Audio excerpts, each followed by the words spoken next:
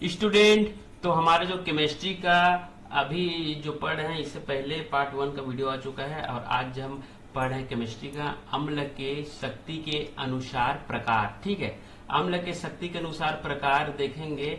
Acid के जो उसका पावर है उसके अकॉर्डिंग उसके टाइप्स क्या हैं। ठीक है, तो चलो स्टार्ट करते हैं। और नए बच्चे होंगे तो हमारे चैनल के साथ जुड़ जाएं। ठीक है, क्योंकि काफी सारे एग्जाम्स आ रहे हैं, उसके लिए तैयारी बहुत ज्यादा जरूरी है। तो आप लोग भी क्या है, तैयारी अच्छे से कर सके साइंस बेस के, क्योंकि साइंस बेस से बहुत सारा प्रश्न आता है, चाहे कोई भी एग्जाम हो, सेंट्रल हो या स्टेट गवर्नमेंट हो। तो स्टार्ट करते हैं। फर्स्ट, अम्ल तथा भस्म की शक्ति के अनुसार प्रकार। तो शक्ति के अनुसार इसके कौन कौन से प्रकार होते हैं। तो पहला है हमारा प्रबल अम्ल। ठीक है, प्रबल अम्ल में देखिए, वे अम्ल जो जल में घुलकर लगभग पूर्वतः आयनित होकर हाइड्रोजन आयन प्रदान करते हैं, प्रबल अम्ल कहलाते हैं। ठीक है, जो क्या कि आयनित हो जाता है उसमें और हाइड्रोजन आयन प्रदान करते हैं, प्रबल अम्ल कहलाता है। जैसे हाइड्रोक्लोरिक अम्ल HCl, नाइट्रिक अम्ल HNO3 और सल्फ्यूरिक अम्ल H2SO4। ये तीन क्या है, प्रबल अम्ल है। ठीक है, बहुत ज्यादा ये क्या है, प्रबल अम्ल है। अगला है दुर्बल अम्ल। तो दुर्बल अम्ल में क्या है, वे अम्ल जो जल में घुलकर सिर्फ आंशिक रूप से ही आयनित होते हैं, जल में घुलकर आंशिक रूप से ही आयनित होते हैं,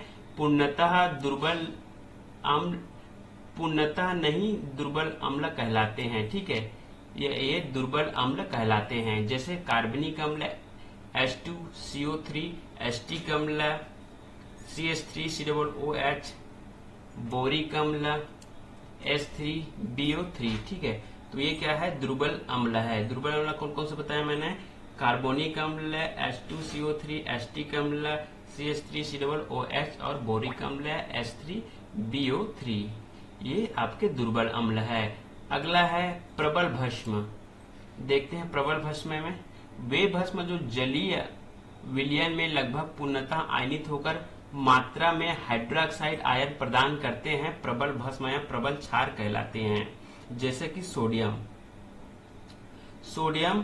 हाइड्रोक्साइड NaOH और पोटेशियम हाइड्रोक्साइड KOH, ये क्या है, प्रबल भस्म है, स्ट्रॉन्ग बेसिस इसको हम बोलते हैं, जो पूर्णतः आयनित होकर हाइड्रोक्साइड आयन प्रदान करते हैं। अगला है दुर्बल भस्म। दुर्बल भस्म में वे भस्म जलीय विलयन में सिर्फ अंशतः आयनित होकर कम मात्रा में हाइड्रोक्साइड आयन प्रदान करते हैं, दुर्बल भस्म या क्षार कहलाते हैं। जैसे कैल्शियम हाइड्रोक्साइड CaOH2 और अमोनियम हाइड्रोक्साइड NH4OH। तो ये क्या है, हमारा दुर्बल भस्म, वीक बेस कहते हैं इसको।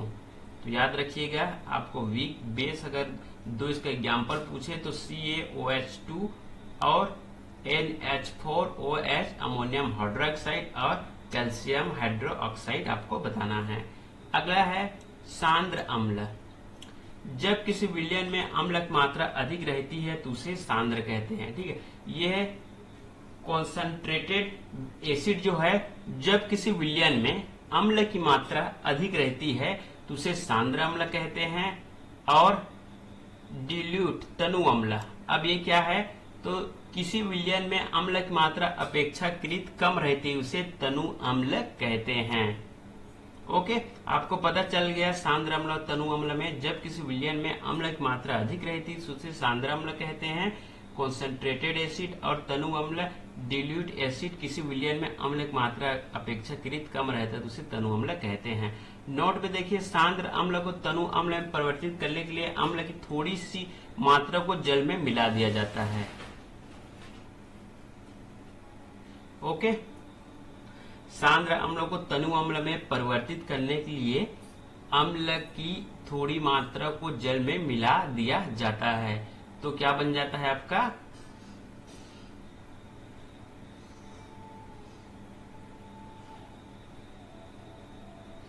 तनु अम्ल बन जाता है।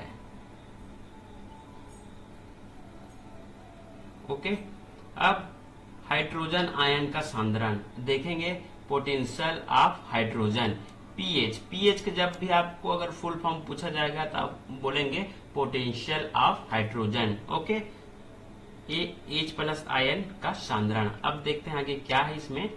तो किसी विलयन में हाइड्रोजन आयन का सांद्रण के निर्धारण के लिए सारंसन ने 1909 में एक स्केल दिया, ओके, जिसे पीएच स्केल कहा जाता है, पोटेंशियल ऑफ हाइड्रोजन।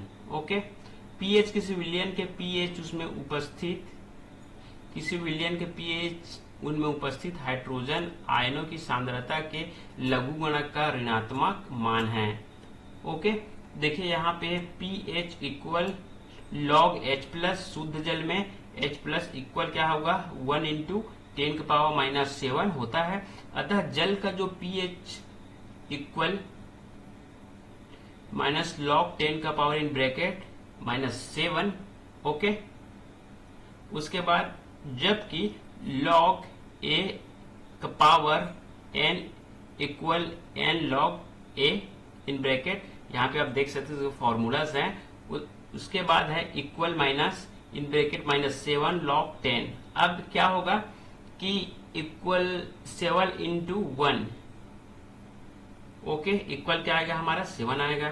फिर जबकि लॉग 10 इक्वल 1, फिर अपना जो क्या बन जाएगा यहाँ पे लॉग 10 इक्वल 1, यहाँ पे देख रहे हो तो कैसा हुआ। देखिए यहाँ पे हम आपको दिखा रहे हैं पीएच स्केल। पीएच स्केल में देखिए पोटेंशियल ऑफ हाइड्रोजन में ये है पीएच स्केल, यहाँ पे आपको दिख रहा है। ये क्या है आपका पीएच स्केल है। ओके, पीएच स्केल यहाँ पे देख रहे हो तो प्रबल अम्ल, दुर्बल अम्ल और प्रबल अम्ल यहाँ पे देख रहे हो आप लोग।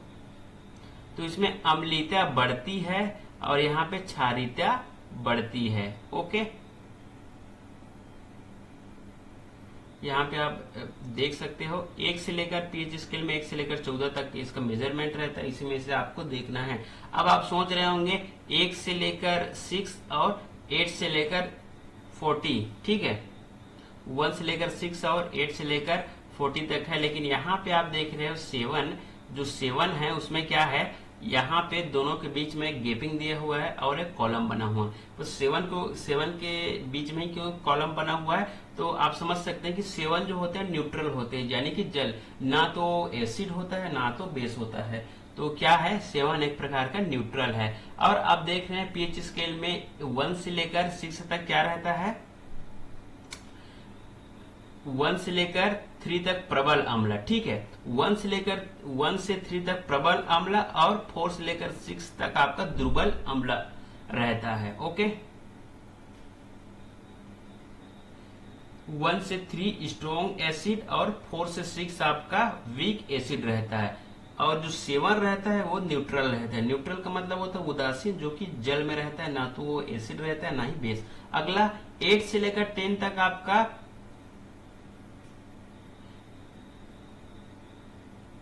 यहाँ पे दुर्बल क्षार रहता है, ठीक है, 8 से लेकर 10 तक दुर्बल क्षार और फिर तो 11 से लेकर 14 तक आपका स्ट्रॉन्ग बेस रहता है, ठीक है, इसमें स्ट्रॉन्ग बेस रहता है 11 से लेकर 12 तक।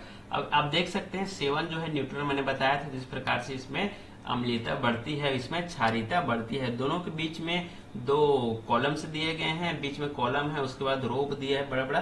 तो पहला वाला में अम्लीयता बढ़ती है और सेकंड वाला में आपका ये क्षारीयता बढ़ती है। एसिड क्या होता है इसमें ग्रो होता है और सेकंड वाले में बेस जो है वो ग्रोथ होता है, ठीक है। अगला है अम्लीय विलयन का पीएच मान 7 से कम, उदासीन विलयन का पीएच मान 7 और क्षारीय विलयन का पीएच मान 7 से अधिक होता है। ओके, यहाँ पे आप स्पष्ट देख सकते हैं पीएच 7 से कम उदासीन विलयन और पीएच 7 से अधिक विलयन क्षारीय होता है, आप देख सकते हैं। अब दैनिक जीवन में पीएच का महत्व, ये जो इंपॉर्टेंट टॉपिक है, कई बार एग्जाम्स में आए हुए हैं। ओके, दैनिक जीवन में पीएच का क्या क्या उपयोग हो सकता है उसके बारे में देखेंगे। पहला है पाचन तंत्र में पीएच का महत्व, value of pH in our digestive system.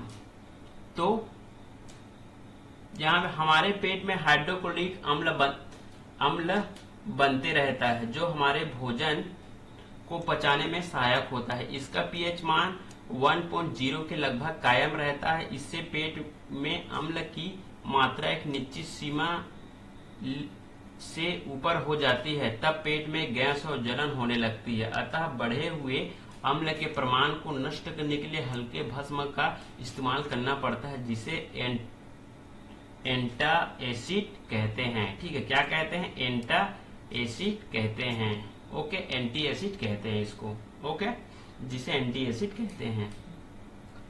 जब आपके पेट में जब इसके एसिड की मात्रा बढ़ जाता है HCl का, तो आपके पेट में जब जलन होने लगता है। ओके, जलन होने लगता है और उसमें गैस भी बनने लगता है। तो किसके कारण होता है? इसका जो डेंसिटी बढ़ जाता है, HCl का डेंसिटी। अब इसको खत्म करने के लिए किसका यूज करना है? हमको एंटी एसिड का इस्तेमाल करना है। अगला है पीएच परिवर्तन का दांतों पर प्रभाव। ओके, जब शर्करा युक्त भोजन हम खाते हैं, तब मुंह में मौजूद बैक्टीरिया द्वारा अपघटित होकर अम्ल बनाता है। जब मुंह का पीएच 5.5 से कम हो जाता है, तब दांत के दंतवल्क क्षतिग्रस्त होने लगते हैं। बढ़ते हुए अम्ल को नष्ट करने के लिए टूथपेस्ट, नीम के दातुन का इस्तेमाल किया जाता है। देखिए, जब एसिड की मात्रा जब बढ़ने लगता है तो टूथपेस्ट और नीम के दातुन का इस्तेमाल किया जाता है। क्यों?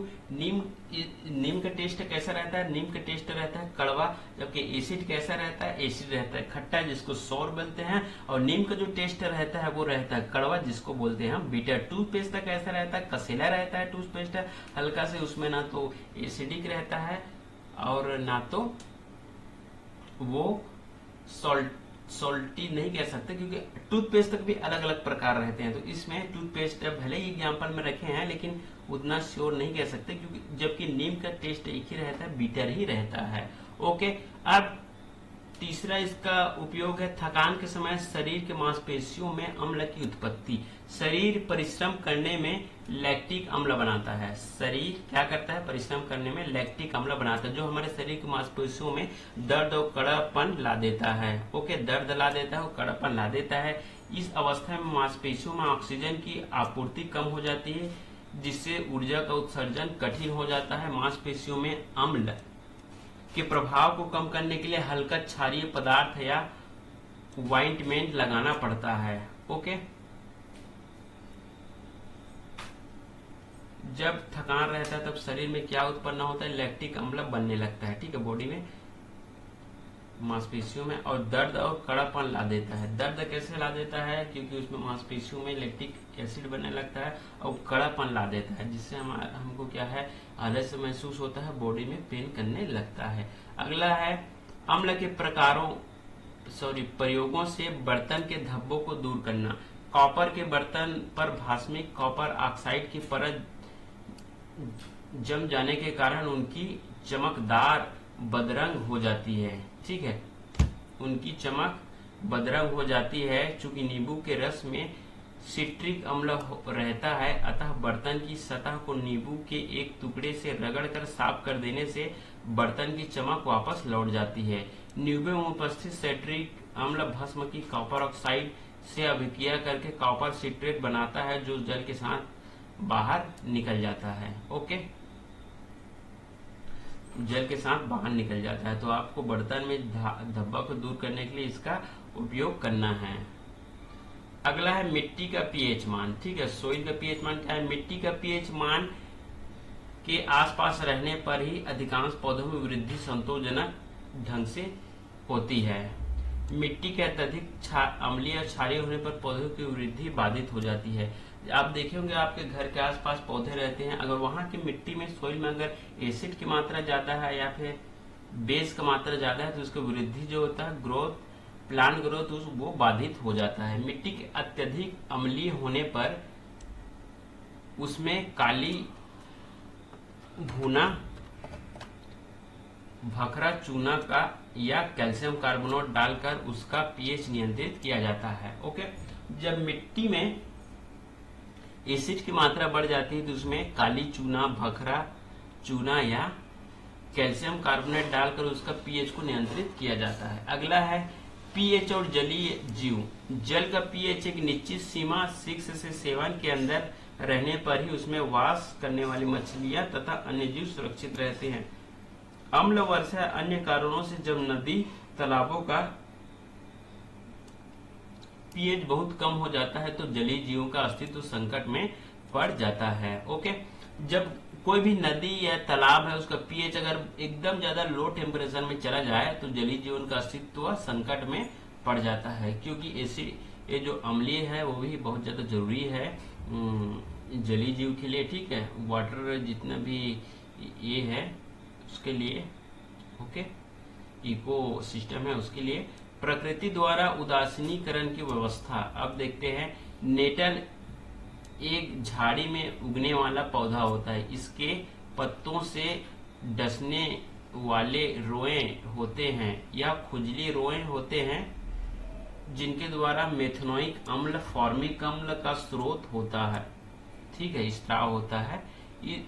इस खुजली के उपचार हेतु डाक पौधों के पत्ते को खुजले वाले स्थान पर रगड़ने से खुजली दूर हो जाती है, क्योंकि इसके तल में क्षार की उपस्थिति रहती है।